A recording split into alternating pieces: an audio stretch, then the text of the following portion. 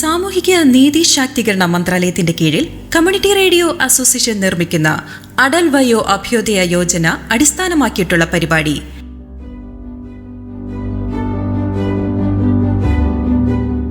നിങ്ങൾക്കായി സമർപ്പിക്കുന്നത് community radio ബെൻസിക. Episode 19. മുതിർന്ന പൗരന്മാർക്ക് സന്നദ്ധ സേവനത്തിനുള്ള അവസരങ്ങൾ.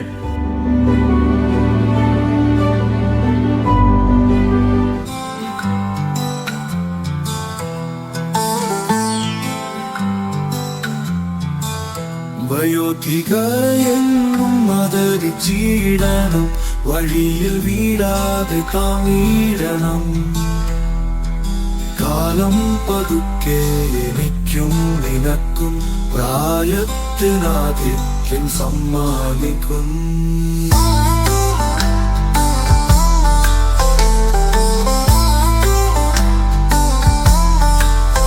ഓർക്കാം സ്നേഹിക്കാം ആദരവാൽ നരയും ചുളിവെല്ലാം നെഞ്ചിലെത്തി.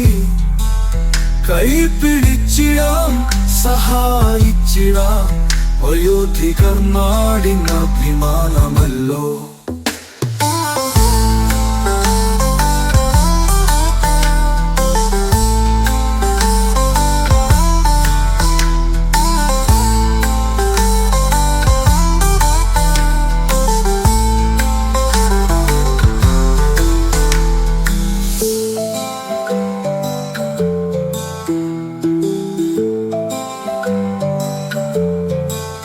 വയോധികരെന്നും ആദരിച്ചിടണം, വഴിയിൽ വീഴാതെ കാണിടണം. കാലം പതുക്കെ എനിക്കും നിനക്കും പ്രായത്തിനാധിക്യം സമ്മാനിക്കും. ഓർക്കാം സ്നേഹിക്കാം ആദരവാൽ നരയും ചുളിവെല്ലാം നെഞ്ചിലെത്തി. കൈപിടിച്ചിടാം സഹായിച്ചിടാം, വയോധികർ നാടിൻ അഭിമാനമല്ലോ.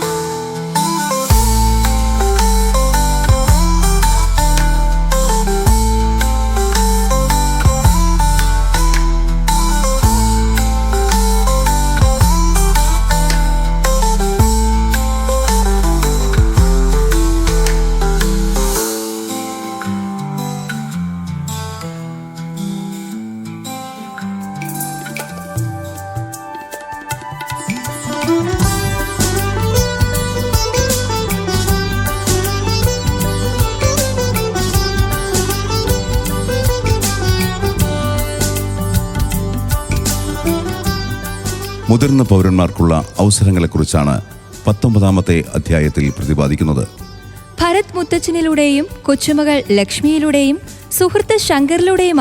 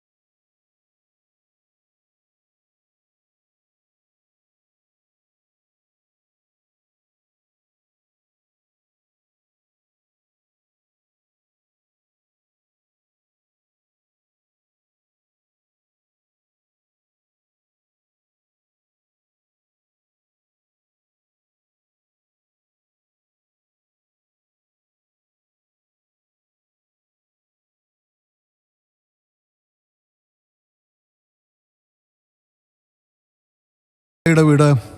അതെ, ഞാൻ അകത്തുണ്ടല്ലോ. പക്ഷെ ഇതാരാണ് ഇത്ര രാവിലെ? ഓ, എൻ്റെ ഭരത് ഭായ്, നിങ്ങൾ എന്നെ ഇങ്ങനെ വാതിലിൻ്റെ പുറത്ത് നിർത്തി ചോദ്യം ചെയ്യാതെ വാതിലൊന്ന് തുറക്കാമോ? മോളെ, ലക്ഷ്മി മോളെ, ആരാ പുറത്തു വന്നേക്കുന്നേ എന്നൊന്ന് നോക്കാമോ? ദേ വരുന്നു മുത്തച്ഛ, ഒരു മിനിറ്റ്, ഞാൻ നോക്കാം ആരാ പുറത്തുനിന്ന്. ശങ്കർ ഭായ്, ഇതെന്തൊരാശ്ചര്യം! ഇതെന്താ ഇത്ര രാവിലെ തന്നെ? ഭരത്, എനിക്ക് തോന്നുന്നു നിങ്ങളുടെ കാഴ്ചശക്തി കുറഞ്ഞുവെന്ന്. നിങ്ങളെപ്പോഴും ബാക്കിയുള്ളവർക്ക് ഉപദേശം കൊടുക്കാറുണ്ടല്ലോ.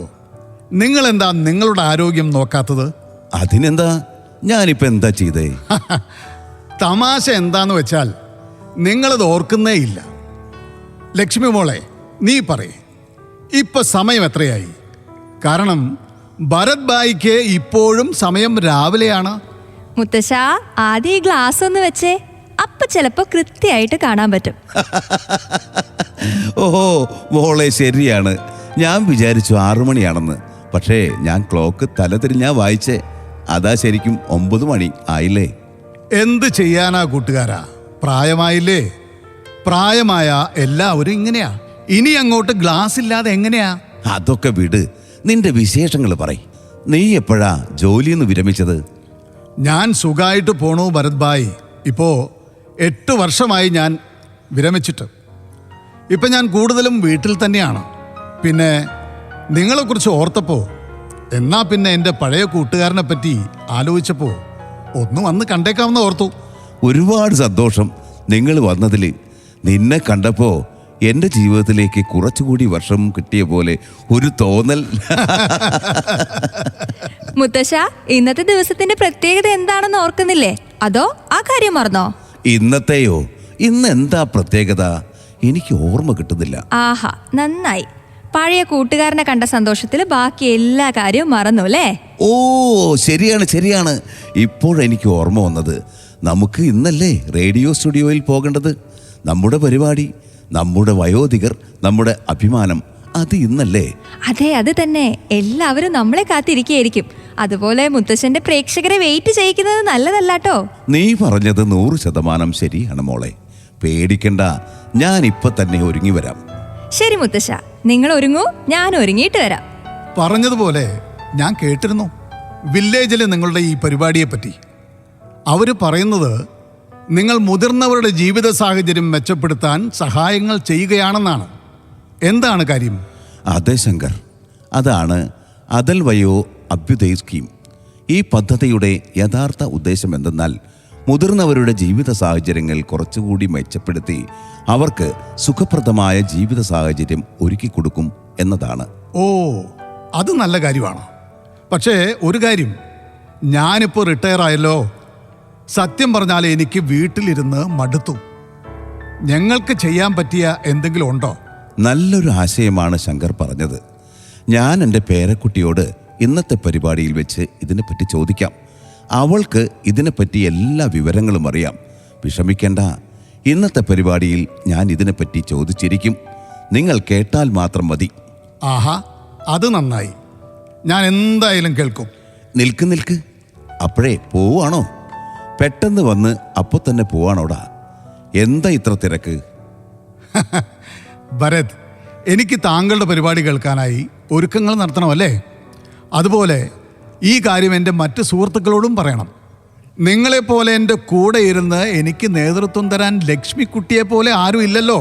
നിങ്ങൾ നിങ്ങളുടെ സ്ഥിരം രീതിയിൽ, ഹലോ, ഇത് ഭരത്, ഇത് ലക്ഷ്മി, ബ്ലാ ബ്ലീ ബ്ലൂ, അങ്ങനെ അങ്ങ് പറഞ്ഞോളൂ. ശരി ശങ്കർ ഭായ്, നമുക്ക് പരിപാടിയുടെ സമയത്ത് കാണാം. ഞാൻ എന്നാലും വേഗം പോയിട്ട് ഒരുങ്ങട്ടെ, ഇല്ലെങ്കിൽ ലക്ഷ്മി എൻ്റെ വഴക്ക് പറയും. ഓക്കെ ഭരത് ഭായ്, ഞാൻ പരിപാടിക്കായി കാത്തിരിക്കാം.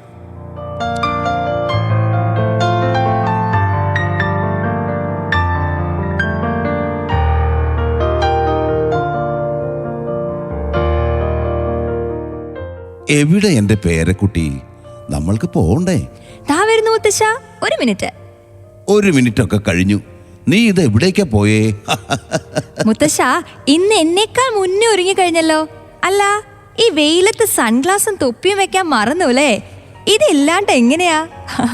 ഓ, നീ പറഞ്ഞത് ശരിയാണ് മോളെ, ഓർമ്മിപ്പിച്ചത് നന്നായി. ഞാൻ എന്നാൽ വേഗം പോയിട്ട് അതൊക്കെ ധരിച്ചിട്ട് വരാം, മതിയോ? ആ, ഇപ്പൊ ഫുൾ റെഡിയായി. ഇന്ന് പുറത്ത് നല്ല ചൂട് കൂടുതലാ. വരൂ, നമുക്ക് സ്റ്റുഡിയോയിലേക്ക് പോകാം. ആ, വരൂ മോളെ, പോകാം.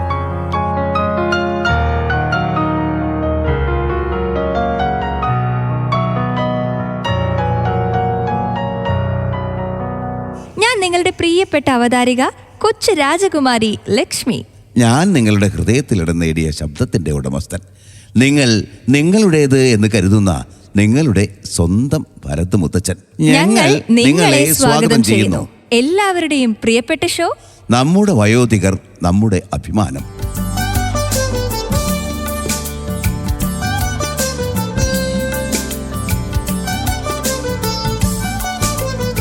സുഹൃത്തുക്കളെ, ഈ പരിപാടി നമ്മുടെ വയോധികർക്കായി സമർപ്പിക്കുകയാണ്.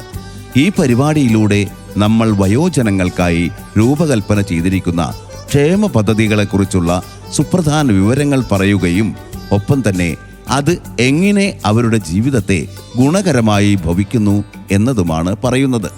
വയോധികർക്ക് വേണ്ടി ഭാരത സർക്കാരും സാമൂഹ്യനീതി ശാക്തീകരണ വകുപ്പും കമ്മ്യൂണിറ്റി റേഡിയോ ഓർഗനൈസേഷനും ചേർന്നാണ് ഈ പരിപാടി തയ്യാറാക്കുന്നത്. സാമൂഹ്യനീതി ശാക്തീകരണ വകുപ്പ് എല്ലാവർക്കും നീതിയും പരിരക്ഷയും ഉറപ്പാക്കുന്നുണ്ട്. അവർ നിരന്തരമായി ഭിന്നശേഷി വിഭാഗത്തിൽപ്പെട്ടവർക്കും പിന്നോക്ക വിഭാഗക്കാർക്കും മറ്റിതര വിഭാഗക്കാർക്കും പ്രത്യേക ഗ്രൂപ്പിൽപ്പെട്ടവർക്കുമൊക്കെ നിരവധി പരിപാടികൾ തയ്യാറാക്കുകയും അവരെ ഉയർത്തിക്കൊണ്ടുവരാൻ സഹായിക്കുകയും ചെയ്യുന്നുണ്ട്. മോളെ ലക്ഷ്മി, എൻ്റെ സുഹൃത്ത് ശങ്കർ ചോദിച്ചുവല്ലോ, സർവീസിൽ നിന്നും വിരമിച്ച് ഇനിയും ജോലി ചെയ്യാൻ ആഗ്രഹിക്കുന്നവർക്കായി എന്തെങ്കിലും പദ്ധതികളുണ്ടോ? അതൊരു നല്ല ചോദ്യമാണ് മുത്തച്ഛ. യഥാർത്ഥത്തിൽ നമുക്ക് ഇതിനെക്കുറിച്ച് തന്നെയാകാം ഇന്നത്തെ എപ്പിസോഡ്. അടൽ വയോ അഭ്യുദയ യോജന, വിരമിച്ച മുതിർന്ന പൗരന്മാർക്കുള്ള സന്നദ്ധ സേവന പ്രവർത്തനങ്ങളെക്കുറിച്ച് നമുക്കിന്ന് സംസാരിക്കാം. അത് താല്പര്യജനകം തന്നെയാണ് കേട്ടോ. ഇതിനെക്കുറിച്ച് കൂടുതൽ അറിയാൻ ആഗ്രഹമുണ്ട്. പറഞ്ഞു തരാമോ ലക്ഷ്മി മോളെ? മുത്തച്ഛ, മുതിർന്ന പൗരന്മാരുടെ ജീവിത നിലവാരം ഉയർത്തുന്നതിന് വേണ്ടി ഇന്ത്യ ഗവൺമെന്റ് തയ്യാറാക്കുന്ന അടൽ വയോ അഭ്യുദയ യോജനയെക്കുറിച്ച് അറിഞ്ഞിരിക്കേണ്ടത് അത്യാവശ്യം തന്നെയാണ്. വിരമിച്ച മുതിർന്ന പൗരന്മാരുടെ അറിവും അനുഭവ സമ്പത്തും സമൂഹത്തിന്റെ ഉന്നതിക്ക് വേണ്ടി ഉപയോഗിക്കാനുള്ള അവസരം സർക്കാർ നൽകുകയാണ്. ഇതിലൂടെ അവർ നേരിടുന്ന പല സാമൂഹ്യ പ്രശ്നങ്ങളിലും ഇടപെടുന്നതിലൂടെ മുതിർന്ന പൗരന്മാരുടെ സാമൂഹികവും ശാരീരികവും മാനസികവുമായ സംഘർഷങ്ങളെ ഒഴിവാക്കാനായും കഴിയും. ഇത് ഏറെ പ്രത്യാശ പകരുന്ന ഒന്ന് തന്നെയാണ് കേട്ടോ. എന്തു തരം സന്നദ്ധ പ്രവർത്തനങ്ങളാണ് ഉള്ളത്? കുറെ അധികം ഉണ്ട് മുത്തച്ഛ. ഉദാഹരണത്തിന്, വിദ്യാഭ്യാസ രംഗത്ത് വിദ്യാർത്ഥികളെ അധ്യാപനത്തിൽ സഹായിക്കാം. ചെറുപ്പക്കാർക്ക് ഉപദേശകനാകാം. സാമൂഹികവും സന്മാർഗികവുമായ ശില്പശാലകൾ സംഘടിപ്പിക്കാം. തൊഴിലധിഷ്ഠിത വിദ്യാഭ്യാസത്തിന് നിർദ്ദേശങ്ങൾ നൽകാം. ഉദാഹരണത്തിന്, കമ്പ്യൂട്ടർ സാക്ഷരത, ഭാഷാ നൈപുണ്യം, എഴുത്ത് മുതലായവ. ഇത് ഏറെ മനോഹരമായിരിക്കുന്നു. പക്ഷേ എല്ലാ മുതിർന്ന പൗരന്മാർക്കും അധ്യാപന നൈപുണ്യം ഉണ്ടാകണമെന്നില്ലല്ലോ. അതിനെന്താ മുത്തച്ഛ, അതിനും സർക്കാർ പദ്ധതികളുണ്ടല്ലോ. മുതിർന്ന പൗരന്മാർക്ക് സാങ്കേതിക വിദ്യാഭ്യാസത്തിൽ നൈപുണ്യം നേടുന്നതിന് വേണ്ടിയാണ് ഡിജിറ്റൽ ഇന്ത്യ മിഷൻ എന്ന പദ്ധതി. ഓഹോ, അങ്ങനെയാണോ? ഡിജിറ്റൽ ഇന്ത്യ മിഷന്റെ പ്രവർത്തനങ്ങൾ എന്തൊക്കെയാണ്? പറയാം. സാങ്കേതിക വിദ്യ നേടിയ മുതിർന്ന പൗരന്മാർ ചെറുപ്പക്കാർക്കും സാങ്കേതിക വിദ്യ നേടാത്ത മറ്റ് മുതിർന്നവർക്കും ഇത് പകർന്നു നൽകും. കൂടാതെ ഓൺലൈൻ സർവീസുകളെക്കുറിച്ചും ഇ ഗവേണേഴ്സ് പ്ലാറ്റ്ഫോമുകളെക്കുറിച്ചും സാങ്കേതിക ലോകത്ത് സ്വയം പര്യാപ്തത നേടുവാനായി നിർദ്ദേശം നൽകുകയും ചെയ്യുന്നു. മനസ്സിലായോ മുത്തച്ഛ? ഓ, ഇത് ഇന്നത്തെ കാലത്ത് തികച്ചും അനിവാര്യം തന്നെയാണ്, പ്രത്യേകിച്ചും മുതിർന്നവർക്ക്. ഈ അറിവ് പകർന്നു നൽകിയ നിന്നെ ദൈവം അനുഗ്രഹിക്കട്ടെ. കഴിഞ്ഞില്ല മുത്തച്ഛ, ഇനിയും ഏറെയുണ്ട്. കേൾക്കൂ. മുതിർന്ന പൗരന്മാരുടെ നിർദ്ദേശങ്ങളും അഭിപ്രായങ്ങളും അറിവുമൊക്കെ ചർച്ച ചെയ്യാൻ ഒരു ദേശീയ കൗൺസിലും സർക്കാർ തയ്യാറാക്കിയിട്ടുണ്ട്. ഓഹോ, നമ്മുടെ സർക്കാർ നേർവഴിക്ക് തന്നെയാണ് ചിന്തിക്കുന്നത് അല്ലേ? തീർച്ചയായും. അതുകൂടാതെ മുതിർന്ന പൗരന്മാരുടെ പാരമ്പര്യ കലകളും സംസ്കാരവും സംരക്ഷിക്കാനായി പദ്ധതികൾ തയ്യാറാക്കിയിട്ടുണ്ട്. കലകളും സംസ്കാരവും സംരക്ഷിക്കാൻ ശില്പശാലകളും കലാപ്രദർശനങ്ങളും സർക്കാർ നടത്തിവരുന്നു. എനിക്കിപ്പോ മനസ്സിലായി വരുന്നു ലക്ഷ്മി. ഒരു കാര്യം ഇപ്പോഴാണ് ഓർമ്മ വന്നത്. മുതിർന്ന പൗരന്മാർക്ക് ജോലി ലഭിക്കുവാൻ വേണ്ടി രജിസ്റ്റർ ചെയ്യേണ്ട ഒരു ഹോട്ടലിനെ കുറിച്ച് അറിയാമോ? ഇത് ഹോട്ടലല്ല മുത്തച്ഛ, പോർട്ടലാ. ഒരു ഔദ്യോഗിക വെബ്സൈറ്റ്. ഓ, കളിയാക്കുകയൊന്നും വേണ്ട കേട്ടോ. ഇപ്പോൾ എനിക്ക് ഓർമ്മ വന്നു, എന്തോ ഒരു ബട്ടൺ പോർട്ടൽ അല്ലേ? അയ്യോ, അത് ബട്ടൺ പോർട്ടൽ അല്ല, സക്ഷം പോർട്ടലാണ്. മുത്തച്ഛനെ കൊണ്ട് തോറ്റു. ബട്ടൺ അല്ല, സക്ഷം, കേട്ടോ? ഓ, പ്രിയപ്പെട്ട ശ്രോതാക്കൾ ക്ഷമിക്കുമല്ലോ, ബട്ടൺ പോർട്ടൽ അല്ല കേട്ടോ, സക്ഷം പോർട്ടലാണ്. മോളെ, യഥാർത്ഥത്തിൽ എന്താണ് ഈ പോർട്ടൽ? മുതിർന്ന പൗരന്മാർക്ക് അവരുടെ പ്രവൃത്തി പരിചയത്തിനും അറിവിനും അനുസരിച്ച് സ്വന്തമായി ജോലി കണ്ടെത്താൻ സർക്കാർ അംഗീകരിച്ച പോർട്ടലാണിത്. ഗംഭീരം തന്നെ. മുതിർന്ന പൗരന്മാർക്ക് ഒരു അനുഗ്രഹം തന്നെയാണിത്. പക്ഷേ ഈ പോർട്ടൽ എന്തൊക്കെയാണ് വാഗ്ദാനം ചെയ്യുന്നത്? മുത്തച്ഛ, ശ്രദ്ധിച്ചു കേൾക്കണേ. മുതിർന്ന പൗരന്മാർക്ക് മുഴുവൻ സമയവും ഭാഗികമായും സ്വതന്ത്രമായും ഓരോരുത്തരുടെയും കഴിവിനനുസരിച്ച് ജോലി കണ്ടെത്തുവാനുള്ള അവസരങ്ങളും പരിസ്ഥിതി സംരക്ഷണം, ആരോഗ്യ സംരക്ഷണം, വിദ്യാഭ്യാസം എന്നീ മേഖലകളുടെ ഉന്നമനത്തിനായി പരിശീലകരായും നിർദ്ദേശകരായും ഭരണകർത്താക്കളായും പ്രവർത്തിക്കാനുള്ള തൊഴിൽ അവസരങ്ങൾ വാഗ്ദാനം ചെയ്യുകയും ചെയ്യുന്നു. അതുമാത്രമല്ല, ആധുനിക സാങ്കേതിക വിദ്യാ പരിശീലനവും പുതിയ സാങ്കേതിക വിദ്യയും ഈ പോർട്ടലിലൂടെ പ്രദാനം ചെയ്യുന്നുണ്ട്. വയനാട് മാനന്തവാടി തഹസിൽദാരും സ്വീപ് നോഡൽ ഓഫീസറുമായിരുന്ന ശ്രീ അഗസ്റ്റിൻ തിരഞ്ഞെടുപ്പ് പ്രക്രിയയിൽ വയോജനങ്ങൾക്ക് ലഭിക്കുന്ന പ്രത്യേക ശ്രദ്ധയും പരിഗണനയും കുറിച്ച് സക്ഷം ആപ്പിനെ കുറിച്ചും സംസാരിക്കുന്നത് നമുക്ക് കേൾക്കാം. ലോകരാഷ്ട്രങ്ങളെല്ലാം തന്നെ ഏറ്റവും അത്ഭുതത്തോടെയും ആദരവോടെയും വീക്ഷിക്കുന്ന ഒന്നാണ് ഇന്ത്യൻ ജനാധിപത്യവും ഇന്ത്യയിലെ തെരഞ്ഞെടുപ്പ് പ്രക്രിയകളും. ഒരു രാജ്യത്ത് കരുത്തുറ്റതായ ജനാധിപത്യ സംവിധാനം നിലനിൽക്കണമെങ്കിൽ അതിനു പുറകിൽ വിപുലമായ ജനപങ്കാളിത്തത്തോടെയുള്ള തെരഞ്ഞെടുപ്പ് സംവിധാനങ്ങൾ ഉണ്ടാകേണ്ടത് ഏറ്റവും അത്യന്താപേക്ഷിതമാണ്. ഇന്ത്യൻ തെരഞ്ഞെടുപ്പ് സംവിധാനത്തിലെ ബൂത്ത് ലെവൽ ഓഫീസർ മുതൽ മുഖ്യ തെരഞ്ഞെടുപ്പ് കമ്മീഷണർ വരെയുള്ള ഭരണ ശൃംഖലകൾ ഈ തെരഞ്ഞെടുപ്പ് പ്രവൃത്തികൾക്ക് നേതൃത്വം വഹിച്ചു വരുന്നു. ഇന്ത്യയിൽ വോട്ടവകാശമുള്ള എല്ലാവരെയും ഉൾപ്പെടുത്തിക്കൊണ്ടുള്ള വോട്ടർ പട്ടിക തയ്യാറാക്കൽ മുതൽ തിരഞ്ഞെടുപ്പ് ഫലം പുറപ്പെടുവിക്കുന്നത് വരെയുള്ള വിവിധ ഘട്ടങ്ങളിൽ നിരവധിയായ പ്രവർത്തനങ്ങളാണ് തിരഞ്ഞെടുപ്പ് കമ്മീഷൻ നടത്തിവരുന്നത്. ഈ രീതിയിലുള്ള വിവിധങ്ങളായ തിരഞ്ഞെടുപ്പ് പ്രക്രിയകളിൽ മുതിർന്ന വോട്ടർമാർ, മറ്റു ശാരീരിക ബുദ്ധിമുട്ടുള്ളവർ, വൈകല്യമുള്ളവർ എന്നിവരുടെ കാര്യത്തിൽ ഇന്ത്യൻ തിരഞ്ഞെടുപ്പ് കമ്മീഷൻ പുലർത്തുന്ന ശ്രദ്ധ എടുത്തു പറയേണ്ടതും എല്ലാവരെയും ആശ്ചര്യപ്പെടുത്തുന്നതുമാണ്. സ്വന്തം ജീവശ്വാസം പോലെ നമ്മിൽ ലയിച്ചു കിടക്കുന്ന നമ്മുടെ വിലയേറിയ സമ്മതിദാനാവകാശം ഏറ്റവും ഫലപ്രദമായി ഉപയോഗിക്കുന്നതിന് ഒരാളുടെ ശാരീരിക അവശതകളോ പ്രായാധിക്യമോ ഒരു കാരണമാകരുതെന്ന ഉറച്ച ബോധ്യമുള്ളതുകൊണ്ട് ഈ വിഭാഗത്തിൽപ്പെടുന്നവരുടെ ഒരു വോട്ടും നഷ്ടപ്പെടാതിരിക്കുന്നതിന് വേണ്ടി വിപുലങ്ങളായ സംവിധാനങ്ങളാണ് തെരഞ്ഞെടുപ്പ് കമ്മീഷൻ ഏർപ്പെടുത്തിയിട്ടുള്ളത്. തെരഞ്ഞെടുപ്പിന് ദിവസങ്ങൾക്ക് മുൻപ് തന്നെ കമ്മീഷൻ ഇതിനുള്ള ഒരുക്കങ്ങൾ തുടങ്ങുന്നുണ്ട്. ഇതിൽ ഏറ്റവും പ്രധാനമെന്നത് 85 വയസ്സ് മുതൽ പ്രായമുള്ളവർക്കും പേഴ്സൺ വിത്ത് ഡിസബിലിറ്റീസ് അഥവാ PWD വോട്ടേഴ്സ് അവരുടെ വീടുകളിൽ ഇരുന്ന് തന്നെ വോട്ട് ചെയ്യുന്നതിന് സൗകര്യമൊരുക്കുക എന്നതാണ്. ഇതിൽ ആദ്യപടിയായി വോട്ടർ പട്ടികയിൽ നിന്ന് 85 വയസ്സ് മുതൽ പ്രായമുള്ളവരുടെയും PWD വിഭാഗത്തിൽ മാർക്ക് ചെയ്ത മുഴുവൻ പേർക്കും നേരത്തെ തന്നെ വോട്ട് ചെയ്യുന്നതിന് വേണ്ട അപേക്ഷകൾ അതാത് ബൂത്ത് ലെവൽ ഓഫീസർമാർ അവരവരുടെ വീടുകളിൽ കൊണ്ടുപോയി നൽകുകയും ഇങ്ങനെ വോട്ട് ചെയ്യുന്നതിന് തയ്യാറുള്ളവരുടെ അപേക്ഷകൾ ബൂത്ത് ലെവൽ ഓഫീസർമാർ ബന്ധപ്പെട്ട റിട്ടേണിംഗ് ഓഫീസർമാർക്ക് കൈമാറുകയും റിട്ടേണിംഗ് ഓഫീസർമാർ ആവശ്യമായ പോസ്റ്റൽ ബാലറ്റുകൾ തയ്യാറാക്കി ബന്ധപ്പെട്ട സ്ഥാനാർത്ഥികളെ വിവരം അറിയിച്ചതിന് ശേഷം ആവശ്യമായ എല്ലാ സുരക്ഷാ ക്രമീകരണങ്ങളോടെയും പോളിംഗ് ഉദ്യോഗസ്ഥരെ വോട്ടർമാരുടെ വീടുകളിലേക്ക് അയക്കുകയും വീട്ടിൽ വെച്ച് വോട്ട് ചെയ്ത് തിരികെ റിട്ടേണിംഗ് ഓഫീസറെ ഏൽപ്പിക്കുകയും ചെയ്യുന്നു. ഒരു ഘട്ടത്തിലും ഈ ആവശ്യത്തിലേക്ക് വോട്ടർ ഒരു സ്ഥലത്തേക്കോ നേരിട്ട് പോകുകയോ നേരിട്ട് അപേക്ഷ സമർപ്പിക്കുകയോ ചെയ്യേണ്ടതില്ല. വോട്ടറുടെ അടുത്തേക്ക് തെരഞ്ഞെടുപ്പ് കമ്മീഷൻ നേരിട്ട് ചെല്ലുന്ന സാഹചര്യമാണുള്ളത്.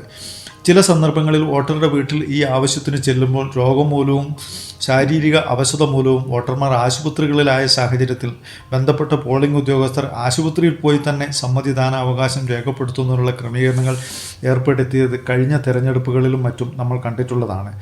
പ്രായമായവരുടെ കാര്യത്തിലും ശാരീരിക അവശതകൾ നേരിടുന്നവരുടെ കാര്യത്തിലും ഇന്ത്യൻ തെരഞ്ഞെടുപ്പ് കമ്മീഷൻ പുലർത്തുന്ന ആദരവും ബഹുമാനവും ഒപ്പം ഒരു വോട്ടും ഈ കാരണങ്ങൾ കൊണ്ട് നഷ്ടപ്പെടരുതെന്ന ഉറച്ച ബോധ്യമുള്ളതുകൊണ്ടാണ് യഥാർത്ഥ തെരഞ്ഞെടുപ്പ് തീയതിക്ക് ദിവസങ്ങൾക്ക് മുൻപ് തന്നെ ഇവർക്ക് വീടുകളിൽ വോട്ട് ചെയ്യുന്നതിന് സംവിധാനങ്ങൾ ഒരുക്കുന്നത്.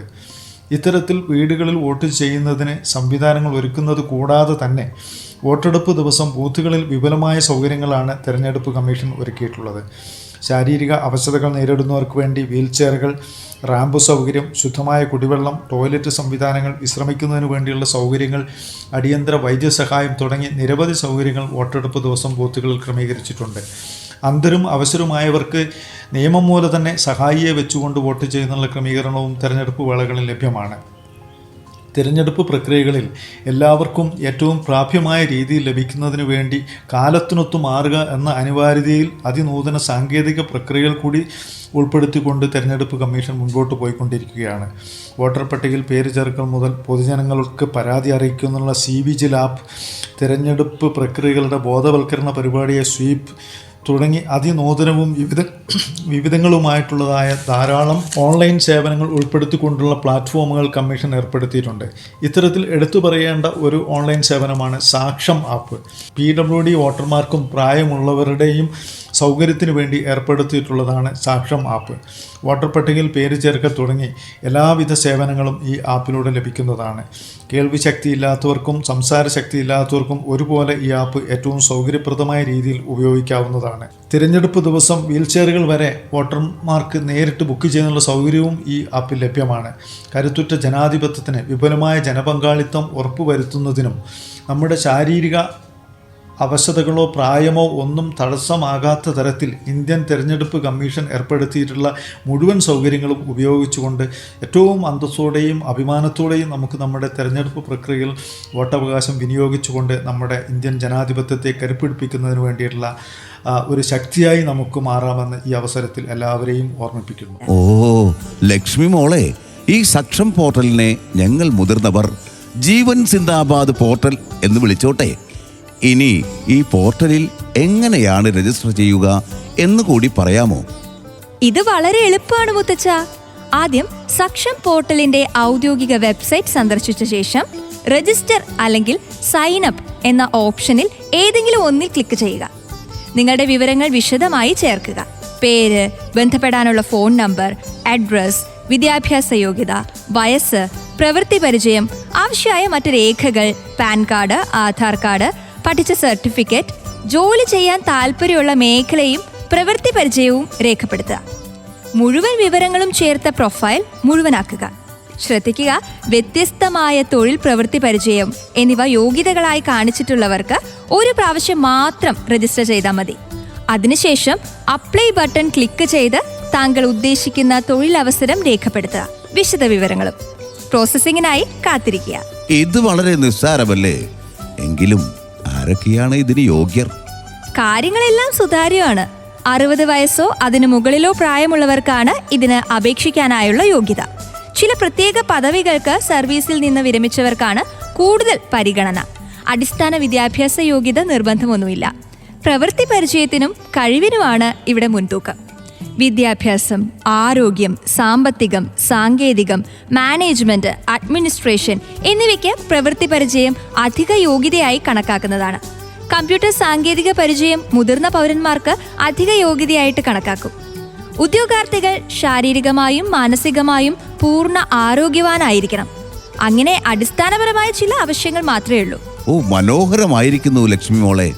എന്നെപ്പോലെ എല്ലാവരും സക്ഷം പോർട്ടലിനെ കുറിച്ച് ഇപ്പോൾ ബോധവാന്മാരായിരിക്കുമെന്ന് കരുതുന്നു.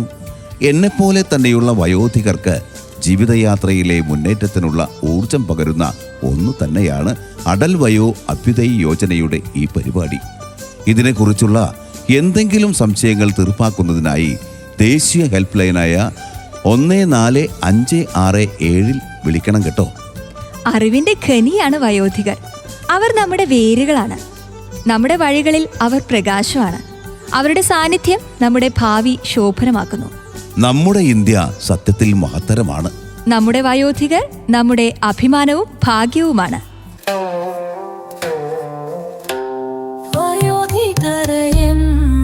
ആദരിച്ചിടണം, വഴിയിൽ വീടാതെ താങ്ങിടണം. കാലം പതുക്കെ എനിക്കും നിനക്കും പ്രായത്തിനാധിക്യം സമ്മാനിക്കും.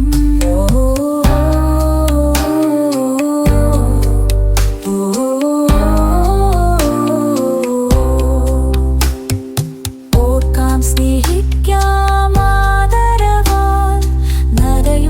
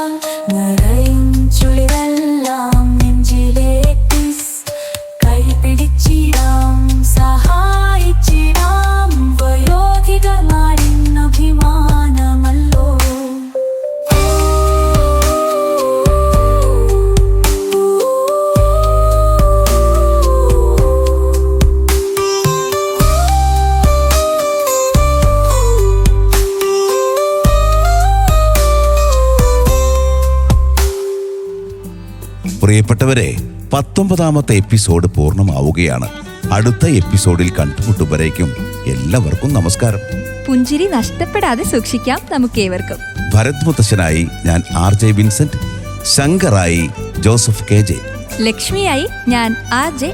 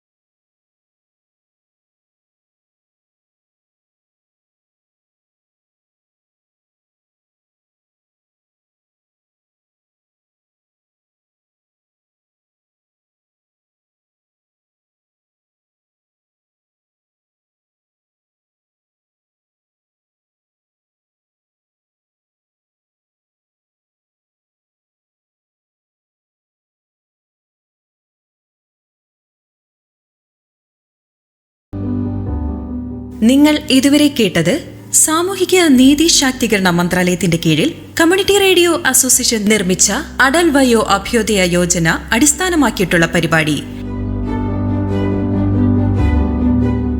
നിങ്ങൾക്കായി സമർപ്പിച്ചത് കമ്മ്യൂണിറ്റി റേഡിയോ ബെൻസിക.